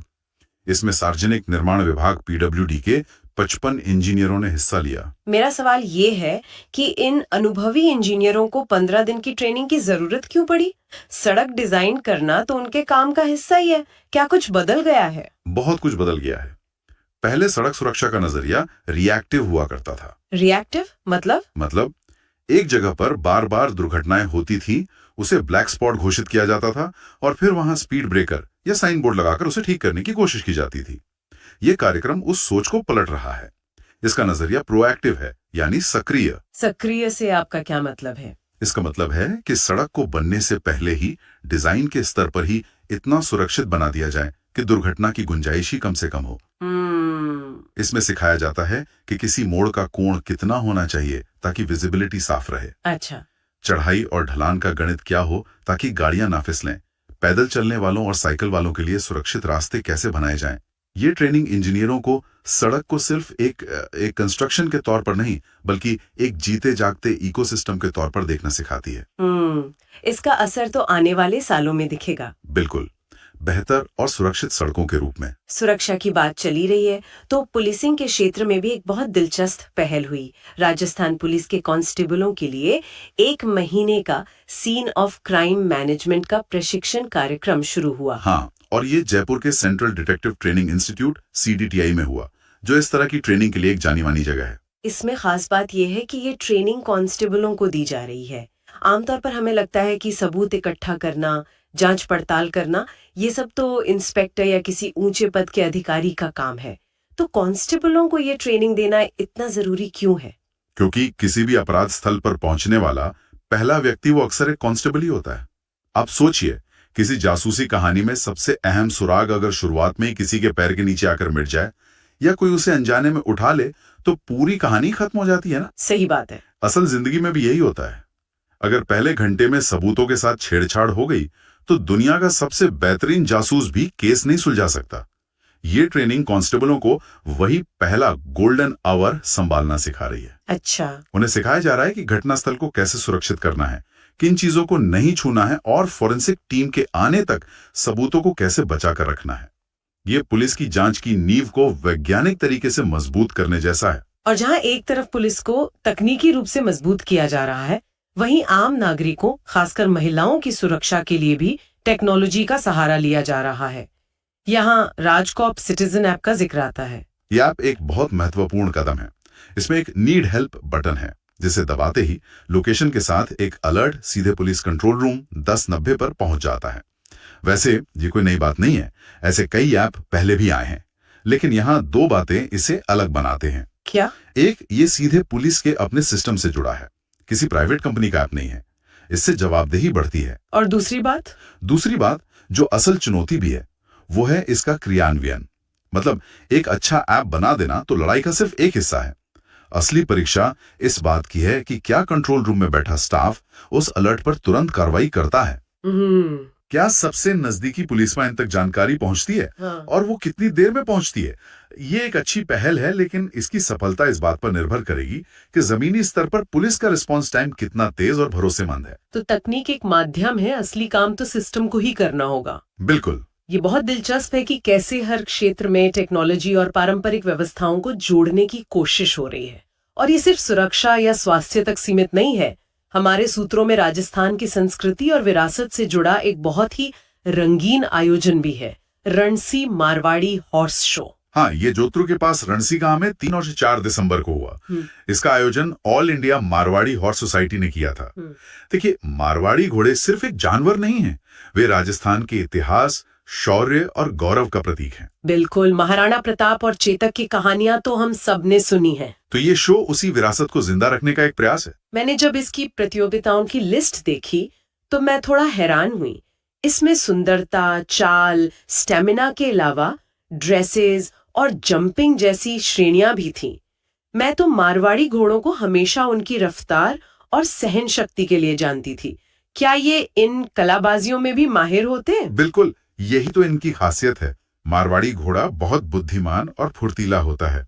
ड्रेसेज एक तरह का घुड़सवारी नृत्य है, जिसमें घोड़ा सवार के छोटे छोटे इशारों पर करतब दिखाता है। अच्छा। ये घोड़े और सवार के बीच बेहतरीन तालमेल की परीक्षा होती है। ये शो दिखाता है कि नस्ल सिर्फ रेगिस्तान में दौड़ने के लिए ही नहीं बनी, बल्कि आधुनिक घुड़सवारी के खेलों में भी मुकाबला कर सकती है।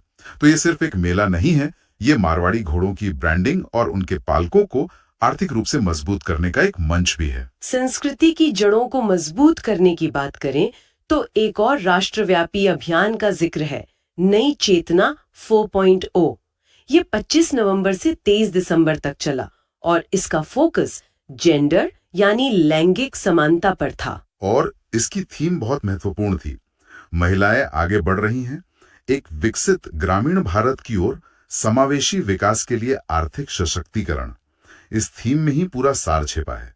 ये अभियान सिर्फ महिलाओं के अधिकारों पर भाषण देने के बारे में नहीं है। तो इसका असल उद्देश्य क्या है? इसका उद्देश्य बहुत व्यवहारिक है। ये मानता है कि महिलाओं को असली ताकत तब मिलेगी जब वे आर्थिक रूप से स्वतंत्र होंगी, खासकर ग्रामीण इलाकों में। और ये इसलिए जरूरी है क्योंकि राजस्थान में शहरी क्षेत्रों की तुलना में ग्रामीण महिला श्रम बल की भागीदारी अभी भी एक चुनौती है। तो यह अभियान सिर्फ जागरूकता नहीं फैलाता, बल्कि जमीनी स्तर पर काम करता है। ये स्वयं सहायता समूहों मतलब SHGs को मजबूत करता है, महिलाओं को अपना छोटा मोटा कारोबार शुरू करने के लिए बैंक लोन से जोड़ता है और उन्हें बाजार तक पहुंचने में भी मदद करता है। बिल्कुल। सोच ये है कि जब एक महिला पैसा कमाती है तो परिवार और समाज में फैसले लेने की उसकी ताकत अपने आप बढ़ जाती है। चलिए अब उन लोगों की बात करते हैं जिन्हें 2025 में उनके असाधारण काम के लिए सराहा गया। इन सम्मानों से भी हमें ये पता चलता है कि किन क्षेत्रों में हो रहे काम को महत्व दिया जा रहा है। पहले बात करते हैं उनकी जो कला और मीडिया के जरिए समाज में बदलाव ला रहे हैं। इसमें दो नाम सामने आते हैं। पहली हैं जयपुर की कलाकार दीपाली शर्मा, जिन्हें 3 दिसंबर को अंतर्राष्ट्रीय दिव्यांजन दिवस पर राष्ट्रपति ने राष्ट्रीय दिव्यांजन सशक्तिकरण पुरस्कार दिया। ये दिखाता है कि कला सिर्फ मनोरंजन नहीं बल्कि सशक्तिकरण का भी एक शक्तिशाली माध्यम हो सकती है। सही बात है। दूसरे हैं सीकर के वन्यजीव फिल्मकार निर्मल वर्मा। उन्हें उनकी documentary the keeper of the last heard के लिए कोलकाता में cinematic award for animal welfare मिला। जब हम जंगलों को कटते और जानवरों को खत्म होते देखते हैं तो ऐसी फिल्में हमें उनकी दुनिया में ले जाती हैं और हमें सोचने पर मजबूर करती हैं। इसके बाद कुछ ऐसे सम्मान हैं जो राजस्थान की ज्ञान और कला की परंपरा को सलाम करते हैं। बिल्कुल। महात्मा ज्योतिराव फूले यूनिवर्सिटी ने 3 पद्मश्री हस्तियों को डॉक्टरेट की मानद उपाधि दी। और इन 3 लोगों का चुनाव देखिए कितना शानदार है। एक है किसान हरमन शर्मा, जिन्होंने खेती में नवाचार किया। दूसरी है मांड और भजन गायिका बेगम बतूल, जिनकी आवाज में राजस्थान की आत्मा बसती है।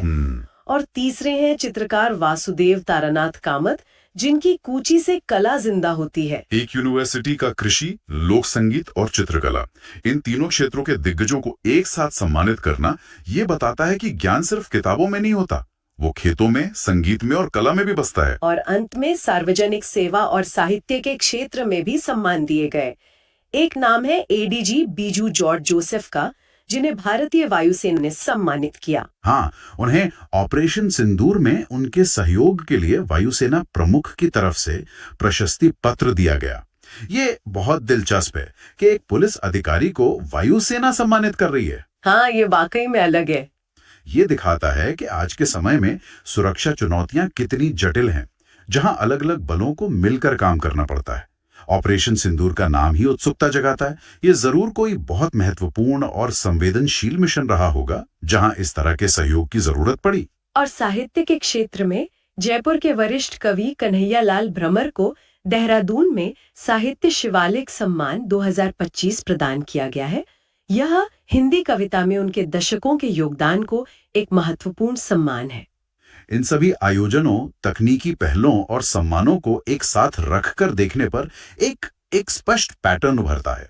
ये महज घटनाओं की एक सूची नहीं है, ये एक कहानी है। कैसी कहानी? कहानी एक ऐसे प्रदेश की जो भविष्य की तैयारी कर रहा है, AI, एप्स और आधुनिक विज्ञान के साथ, लेकिन साथ ही वो अपनी पहचान को, अपनी संस्कृति, अपनी कला, अपने लोगों के हुनर को और भी ज्यादा सहेज रहा है और सम्मान दे रहा है।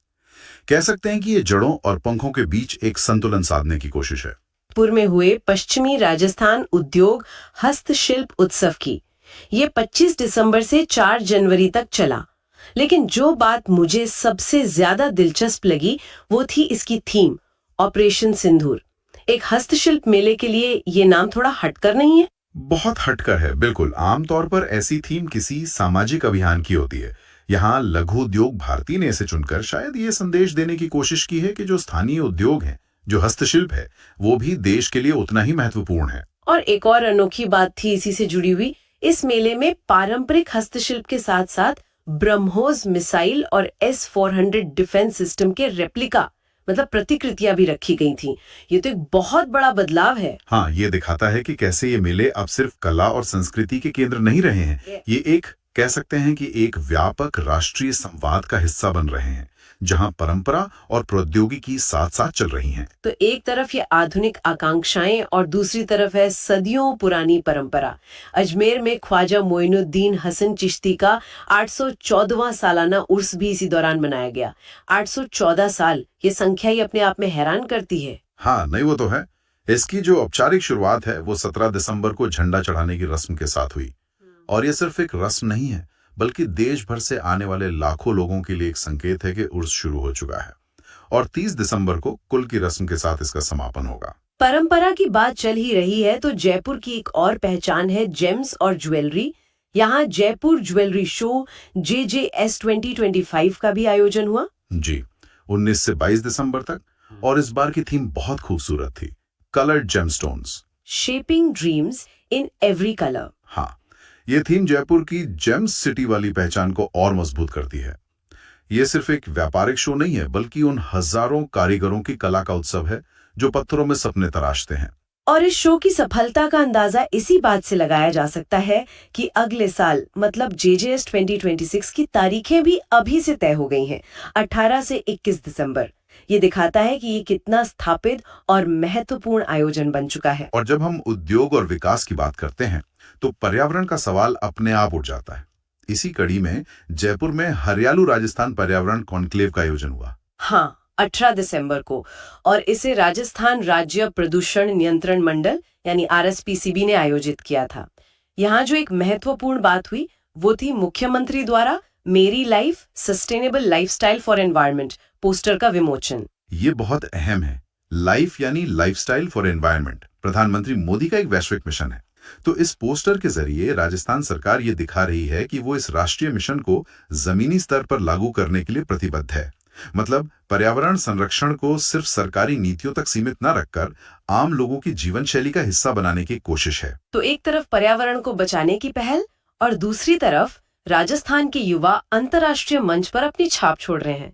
चलिए अब खेल जगत की तरफ बढ़ते हैं। बिल्कुल, और खेल जगत की शुरुआत करते हैं स्क्वॉश से।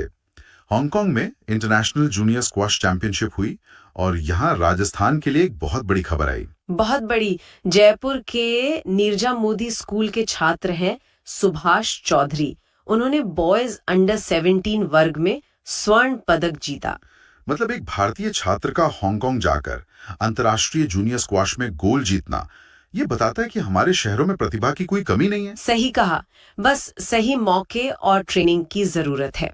और जहाँ स्क्वॉश एक उभरता हुआ खेल है, वहीं पोलो वो तो राजस्थान की विरासत का हिस्सा रहा है। और इस सीजन में तो जयपुर की टीमों का दबदबा साफ दिखाई दिया। हाँ, ऐसा लग रहा है कि पोलो का मैदान जयपुर का किला बन गया था। दिसंबर में ही 2 बड़े कप जयपुर के नाम रहे। पहले 14 दिसंबर को द ग्वालियर कप हुआ। उसके फाइनल में टीम जयपुर ने टीम मेफेयर को 6.53 के स्कोर से हराया। और उससे पहले 30 नवंबर को कोटा कप का फाइनल खेला गया। वो मैच तो और भी शानदार था। जयपुर टीम ने रामबाग को 10-7 से हराया और उस मैच में पद्मनाभ सिंह ने 5 गोल किए और लांस वॉटसन ने 4। मतलब दोनों ने मिलकर ही 9 गोल कर दिए। ये तो कमाल का प्रदर्शन है। हालांकि करीबी मुकाबले में उन्हें हार का सामना भी करना पड़ा। 7 दिसंबर को महाराजा ऑफ मैसूर कप का फाइनल था। उसमें टीम ऑप्टिमिस्ट अचीवर्स ने टीम जयपुर को 6-5.5 से हरा दिया। आधा पॉइंट का फासला, मतलब मुकाबला बहुत कड़ा रहा होगा। बिल्कुल, लेकिन कुल मिलाकर देखें तो ये जयपुर पोलो के लिए एक शानदार सीजन रहा। ये दिखाता है कि शहर में पोलो का एक मजबूत इकोसिस्टम मौजूद है। पोलो की तरह ही नेटबॉल में भी जयपुर का दबदबा देखने को मिला। सादुलपुर में हुई जूनियर राज्य स्तरीय नेटबॉल प्रतियोगिता में तो जयपुर ने क्लीन स्वीप ही कर दिया। हाँ, ये बहुत बड़ी उपलब्धि है। लड़कों और लड़कियों दोनों ही वर्गों में जयपुर की टीम चैंपियन बनी। लड़कों के फाइनल में जयपुर ने सीकर को 22-11 से हराया और लड़कियों के फाइनल में जयपुर ने हनुमानगढ़ को 23-19 से। अब एक ऐसे आयोजन की बात करते हैं जो खेल के साथ साथ सम्मान और देशभक्ति से भी जुड़ा है। Honour run marathon 2025। इसका आयोजन 7 दिसंबर को जयपुर में थल सेना की दक्षिण पश्चिमी कमान ने किया था। इस मैराथन का उद्देश्य बहुत खास था, पूर्व सैनिकों की वीरता और बलिदान का सम्मान करना। और इसे सेना दिवस यानी 15 जनवरी के उपलक्ष्य में आयोजित किया गया था, जो इसे और भी महत्वपूर्ण बना देता है। मुख्यमंत्री भजनलाल शर्मा ने इसे हरी झंडी दिखाई, जो राज्य सरकार के समर्थन को भी दर्शाता है। इसमें प्रदर्शन भी बहुत उच्च स्तर का रहा। 21 किलोमीटर की जो हाफ मैराथन थी उसमें चूरू के धर्मेंद्र पूनिया विजेता रहे और उनका समय था 1 घंटा 3 मिनट और 10 सेकंड। ये एक बहुत ही बेहतरीन टाइमिंग है। और 10 किलोमीटर की श्रेणी में बनारस की नीता पटेल ने 33 मिनट और 11 सेकंड के साथ जीत हासिल की। ये दिखाता है कि इस रन में देश भर से बेहतरीन एथलीट्स ने हिस्सा लिया था। बिल्कुल। अब एक और खेल की बात करते हैं जहां राजस्थान के युवाओं ने कमाल किया, तीरंदाजी। रायपुर में हुई 45th जूनियर राष्ट्रीय तीरंदाजी प्रतियोगिता, इसमें राजस्थान का प्रदर्शन शानदार रहा। शानदार से भी बढ़कर कह सकते हैं। राजस्थान ने कुल 4 पदक जीते, 2 स्वर्ण, 1 रजत और 1 कांस्य। और खास बात यह है कि सफलता व्यक्तिगत और टीम दोनों स्तरों पर मिली। हाँ, ये बहुत महत्वपूर्ण है। प्रांजल ठोलिया ने व्यक्तिगत वर्ग में स्वर्ण जीता, लेकिन इसके साथ ही राजस्थान रिकर्व महिला टीम ने भी स्वर्ण पदक जीता। टीम का गोल्ड मेडल ये बताता है कि राजस्थान में तीरंदाजी की एक पूरी नई पीढ़ी तैयार हो रही है। बिल्कुल, सिर्फ 1-2 खिलाड़ी नहीं, इसके अलावा आदित्य जावा ने व्यक्तिगत वर्ग में रजत और अथर्व शर्मा ने कांस्य पदक जीता। कुल मिलाकर यह राजस्थान की तीरंदाजी के भविष्य के लिए बहुत अच्छे संकेत हैं। अब क्रिकेट की बात करते हैं। जयपुर में PSPB inter unit seniors T20 cricket tournament का आयोजन हुआ। हमें यह समझना होगा कि ये कोई आम कॉर्पोरेट टूर्नामेंट नहीं है। PSPB यानी पेट्रोलियम स्पोर्ट्स प्रमोशन बोर्ड, ये भारत में खेल को बढ़ावा देने वाली सबसे बड़ी संस्थाओं में से एक है। देश के कई बड़े खिलाड़ी, चाहे वो क्रिकेट, हॉकी या एथलेटिक्स के हों, वो इन्हीं पेट्रोलियम कंपनियों के लिए खेलते हैं। अच्छा, तो यहाँ जीतना एक बड़ी प्रतिष्ठा की बात है। इस बार फाइनल में इंडियन ऑयल कॉरपोरेशन लिमिटेड मतलब IOCL, उसने ऑयल इंडिया लिमिटेड OIL को हराकर खिताब जीता। गेल इंडिया लिमिटेड ने इसका आयोजन किया था। सही कहा। संतोष ट्रॉफी 79वीं संतोष ट्रॉफी के ग्रुप चरण के मैच जयपुर में हुए और राजस्थान ने कमाल का प्रदर्शन करते हुए फाइनल राउंड के लिए क्वालिफाई कर लिया। ये वाकई एक बहुत बड़ी उपलब्धि है, खासकर राजस्थान जैसे राज्य के लिए जहां क्रिकेट का बोलबाला रहा है। राजस्थान ने अपने आखिरी ग्रुप मैच में महाराष्ट्र जैसी मजबूत टीम को 3-0 के एक तरफा स्कोर से हराया। इतने सालों बाद फुटबॉल में संतोष ट्रॉफी के फाइनल राउंड तक पहुंचना ये दिखाता है कि राज्य में जमीनी स्तर पर कुछ बदल रहा है। ये उन हजारों युवा फुटबॉलर्स के लिए एक उम्मीद की किरण की तरह है जो राज्य में इस खेल को आगे ले जाना चाहते हैं। कम्युनिटी क्रिकेट प्रतियोगिता। अच्छा, ये प्रतियोगिता अलवर सांसद खेल उत्सव 2.0 के तहत हुई थी। 2.0 मतलब ये इसका दूसरा संस्करण था? हाँ बिल्कुल। तो ये कोई नया इवेंट नहीं है, बल्कि एक सफल आयोजन बनता जा रहा है। और ये अलवर लोकसभा क्षेत्र की सभी 8 विधानसभाओं में हुआ। ये बहुत बड़ी बात है। सही कहा। अक्सर ऐसे इवेंट सिर्फ जिला मुख्यालय तक रह जाते हैं। हाँ, पर इसका फैलाव 8 विधानसभाओं तक होना दिखाता है कि इसका मकसद जमीनी स्तर तक पहुंचना है। इसका शुभारंभ हुआ 14 दिसंबर 2025 को और इसे वन एवं पर्यावरण राज्य मंत्री संजय शर्मा ने शुरू किया, जो दिखाता है कि इसे सरकारी समर्थन भी हासिल है। चलिए अब एक व्यक्तिगत उपलब्धि की बात करते हैं। अगला नाम है सुशील कुमार मीणा का। पैराशूटिंग से जुड़े हैं ये। हाँ, और वो जयपुर के एक सरकारी स्कूल में टीचर है। ये अपने आप में ही कितनी बड़ी प्रेरणा है। बिल्कुल, अपनी ड्यूटी के साथ साथ देश के लिए मेडल जीतना। उन्होंने दिसंबर 2025 में नई दिल्ली की डॉक्टर करनी सिंह शूटिंग रेंज में हुई 6ठी नेशनल पैराशूटिंग चैंपियनशिप में स्वर्ण पदक जीता है। और ये उनका लगातार दूसरा स्वर्ण पदक है। अच्छा, हाँ, ये कोई तुक्का नहीं है, ये लगातार की गई मेहनत और प्रतिभा का नतीजा है। उन्होंने PTI यानी para tract standing lower limb GSL event में 86 का स्कोर करके ये पदक जीता, जो इस लेवल पर बहुत अच्छा स्कोर है। वाओ, ये तो वाकई कमाल की बात है। आगे बढ़ते हैं। अगला जिक्र है प्रथम Birsa Munda cup cricket tournament का। इसका फाइनल मैच 30 नवंबर 2025 को जयपुर में खेला गया। विजेता टीम थी United India insurance company limited और उन्होंने फाइनल में the new India insurance company को हराया। तो ये कॉर्पोरेट टीमों के बीच का एक मुकाबला था। हाँ बिल्कुल। चलिए अगला है SGFI शतरंज प्रतियोगिता। ये 5 से 7 दिसंबर 2025 तक बेंगलुरु में हुई थी। हाँ, और उसमें राजस्थान के 2 खिलाड़ियों ने पदक जीते। अनुज चौमाल ने इंडिविजुअल स्पर्धा में गोल्ड मेडल जीता। ये बहुत बड़ी उपलब्धि है। शतरंज में इंडिविजुअल गोल्ड जीतना आसान नहीं होता। और आशीष उपाध्याय ने इसी प्रतियोगिता में सिल्वर मेडल हासिल किया। मतलब राजस्थान के 2 खिलाड़ी राष्ट्रीय स्तर पर शतरंज में टॉप पर रहे। ये बहुत अच्छा संकेत है। खेलों के बाद अब आते हैं कला और संस्कृति पर। टॉपिक है महर्षि दयानंद पैनोरामा। इसकी घोषणा विधानसभा अध्यक्ष वासुदेव देवनानी ने 14 दिसंबर 2025 को अजमेर में की। इसका उद्देश्य है महर्षि दयानंद सरस्वती की निर्वाण स्थली पर उनके जीवन और आदर्शों को दिखाना। कई लोग शायद पैनोरामा शब्द का मतलब ठीक से न समझे। ये क्या होता है? पैनोरामा एक तरह से एक इमर्सिव अनुभव देने वाला केंद्र होता है। बिल्कुल। मतलब सिर्फ एक म्यूजियम नहीं, अच्छा। यहाँ तस्वीरों, मॉडल्स और ऑडियो विजुअल के जरिए किसी व्यक्ति के जीवन को जीवंत किया जाता है। और एक महत्वपूर्ण तथ्य ये है कि महर्षि दयानंद सरस्वती का निर्वाण 30 अक्टूबर 1883 को दीपावली के दिन अजमेर की भिनाय कोठी में हुआ था। हाँ, इसीलिए इसे अजमेर में बनाया जा रहा है क्योंकि वो उनकी निर्वाण स्थली है। चलिए अब कुछ महत्वपूर्ण वन लाइनर करंट अफेयर्स देखते हैं जो राजस्थान के संदर्भ में हैं। हाँ, ये क्विक रिवीजन के लिए बहुत अच्छे रहते हैं। तो पहला है, राजस्थान सरकार ने जयपुर जिले का पहला राजकीय विधि महाविद्यालय कहाँ शुरू किया है? ये सांगानेर में शुरू किया है। इसमें 120 सीटें होंगी। और सांगानेर में खुलना एक तरह से जयपुर के शैक्षिक इंफ्रास्ट्रक्चर का विकेंद्रीकरण है। अगला, नागरिक सुरक्षा स्थापना दिवस का कौन सा संस्करण 6 दिसंबर 2025 को मनाया गया?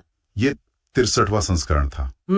अगला है एक किताब, डेरी के स्वर्णिम 2 वर्ष, ग्रामीण अर्थव्यवस्था का सशक्त उत्कर्ष। इसका विमोचन मुख्यमंत्री भजनलाल शर्मा ने 15 दिसंबर 2025 को किया। और कहाँ किया?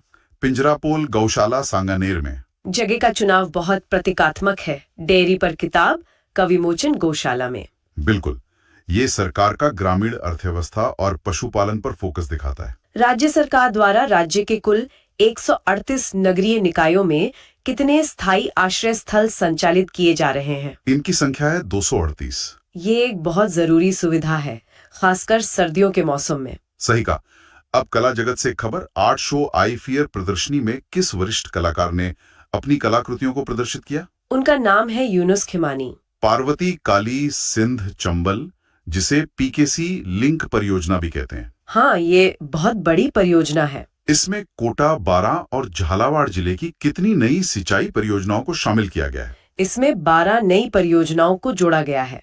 ये हाड़ौती क्षेत्र के लिए एक तरह से जीवन रेखा है। इन 12 नई योजनाओं से हजारों किसानों को सीधा फायदा होगा। अगला सवाल, राज्य निर्वाचन आयोग द्वारा आयोजित निबंध प्रतियोगिता का विषय क्या था?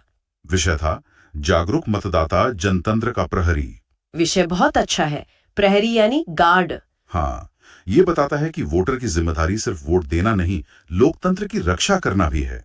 राजस्थान डिजी फेस्ट टाई ग्लोबल समिट का आयोजन कहाँ किया जाना प्रस्तावित है? ये 4 से 6 जनवरी 2026 को JECC सीतापुरा जयपुर में होगा। टाई ग्लोबल समिट तो बहुत बड़ा नाम है। बहुत बड़ा। इसका जयपुर में होना यहाँ के स्टार्टअप इकोसिस्टम के लिए एक बड़ा बूस्ट होगा। किस जिला मुख्यालय पर वीर वीरमदेव कान्हड़देव चौहान पैनोरमा का निर्माण किया जा रहा है? ये जालौर में बनाया जा रहा है। कान्हड़देव चौहान जालौर के महान शासक थे। हाँ, जिन्होंने अलाउद्दीन खिलजी का सामना किया था। यह स्थानीय नायकों को सम्मान देने की एक और अच्छी मिसाल है। कोटा पुलिस लाइन में एक नवनिर्मित पार्क का लोकार्पण 23 दिसंबर 2025 को किया गया। इसका नाम क्या है? इसका नाम है नव विधान पार्क। और एक और अच्छी खबर है, किस एनजीओ ने 17 दिसंबर को एक रेस्क्यू अभियान में 18 व्यक्तियों को उनके परिजनों से मिलाया है? उस एनजीओ का नाम है मेरी पहल। छोटे छोटे प्रयास भी कितना बड़ा बदलाव लाते हैं। अब एक गंभीर खबर पे आते हैं। भूकंप के नए रिस्क जोन के अनुसार अब जयपुर, अलवर और भिवाड़ी को किस जोन में शामिल किया गया है? इन्हें अब हाई रिस्क जोन में रखा गया है। ये तो काफी चिंता की बात है। हाँ, ये एक बहुत बड़ी चेतावनी है। इसका मतलब है कि इन इलाकों में भूकंप का खतरा पहले से कहीं ज्यादा है। और अब फिर से खेल जगत की एक धमाकेदार खबर।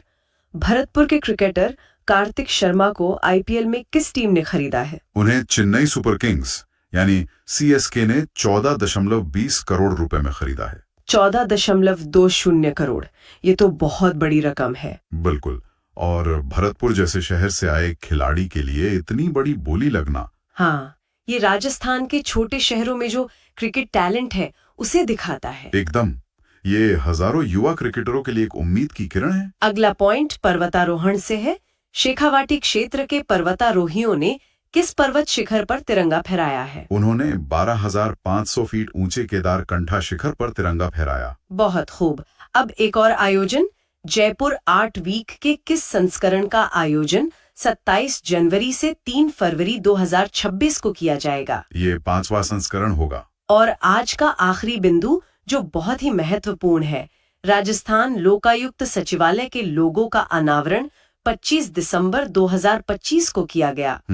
इसमें अंकित मोटो वाक्य क्या है? मोटो वाक्य है न्यायो नीतिय च शासनम। इसका क्या मतलब हुआ? इसका मतलब है न्याय और नीति ही शासन का आधार है। लोकायुक्त जैसी एंटी करप्शन संस्था के लिए ये एक बहुत शक्तिशाली संदेश है। तो ये थे दिसंबर 2025 और जनवरी 2026 के राजस्थान से जुड़े कुछ मुख्य समाचार। हाँ, और हमने देखा कि हर खबर के पीछे एक बड़ा संदर्भ और महत्व छुपा होता है। बिल्कुल। सिर्फ नाम और तारीखें रटने से बात नहीं बनेगी, उनके पीछे का क्यों और इसका क्या असर होगा ये समझना जरूरी है। यही गहरी समझ आपको दूसरों से आगे रखेगी। और जाते जाते एक विचार सबके लिए छोड़ जाते हैं। हमने आज देखा कि कैसे एक आईपीएल कॉन्ट्रैक्ट भरतपुर जैसे शहर में क्रिकेट का भविष्य बदल सकता है और कैसे एक लिंक प्रोजेक्ट हाड़ौती की जमीन की किस्मत बदल सकता है। तो सोचने वाली बात यह है कि जब ये बड़े बदलाव होते हैं तो कौन सी छोटी स्थानीय पहचानें